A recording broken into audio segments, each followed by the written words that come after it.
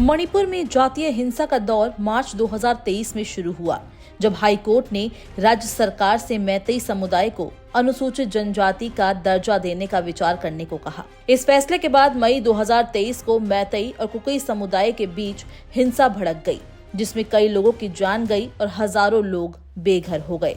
हालात संभालने के लिए सेना और असम राइफल्स को तैनात किया गया। हिंसा के दौरान राज्य भर से छात्रों को सुरक्षित निकालना पड़ा और सार्वजनिक संपत्ति को भारी नुकसान हुआ। जुलाई 2023 में 2 कुकी महिलाओं के साथ हुई अमानवीय घटना का वीडियो भी वायरल हुआ, जिसके बाद मामला राष्ट्रीय और अंतर्राष्ट्रीय सुर्खियों में आया। इस पर प्रधानमंत्री नरेंद्र मोदी ने गहरी चिंता जताई और दोषियों को सजा देने की बात कही। जनवरी 2023 में हिंसा फिर से भड़की, जिसमें कई नागरिकों और सुरक्षा कर्मियों की मौत हो गई। कांगपोकपी जिले में एसपी ऑफिस पर हमले और साइबोल गांव में केंद्रीय सुरक्षा बलों के खिलाफ विरोध प्रदर्शन ने फिर से अशांति बढ़ा दी। आखिरकार मुख्यमंत्री एन बीरेन सिंह ने बढ़ती हिंसा और विपक्ष के दबाव के बीच अपने पद से इस्तीफा दे दिया। हालांकि 21 महीनों के बाद भी मणिपुर में पूरी तरह शांति नहीं लौट सकी और रह रहकर हिंसा की खबरें आती रहती है। इस बीच मणिपुर में राष्ट्रपति शासन लगने के बाद गवर्नर अजय कुमार भल्ला की तरफ से एक बयान जारी किया गया। इसमें मणिपुर की सभी कम्युनिटी से लूटे हुए और गैर कानूनी तरीके से रखे गए हथियारों और गोला बारूद को 1 सप्ताह के अंदर सरेंडर करने को कहा गया है।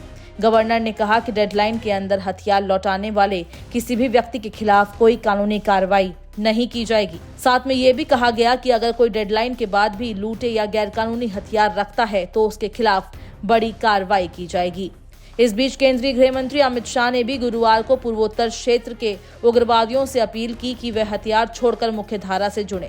उन्होंने आश्वासन दिया कि देश के विकास में उनके योगदान का स्वागत किया जाएगा। अमित शाह असम राइफल्स द्वारा आयोजित एकता उत्सव कार्यक्रम में बोल रहे थे। अपने संबोधन में उन्होंने कहा कि पूरा देश जानता है कि पूर्वोत्तर क्षेत्र शांति और विकास चाहता है और भारत के आंतरिक हिस्से के रूप में आगे बढ़ने का इच्छुक है। आपको बता दें कि मणिपुर में पिछले 2 साल से मैतेई और कुकी समुदाय के बीच जातीय संघर्ष चल रहा है। मुख्यमंत्री एन बीरेन सिंह और उनके कैबिनेट मंत्रियों ने 9 फरवरी को अपने पद से इस्तीफा दे दिया था। इसके बाद से ही मणिपुर में राष्ट्रपति शासन लगा हुआ है। मणिपुर में नेतृत्व संकट के बीच कांग्रेस सहित तमाम विपक्षी दलों ने राज्य में राष्ट्रपति शासन लगाने की मांग की थी।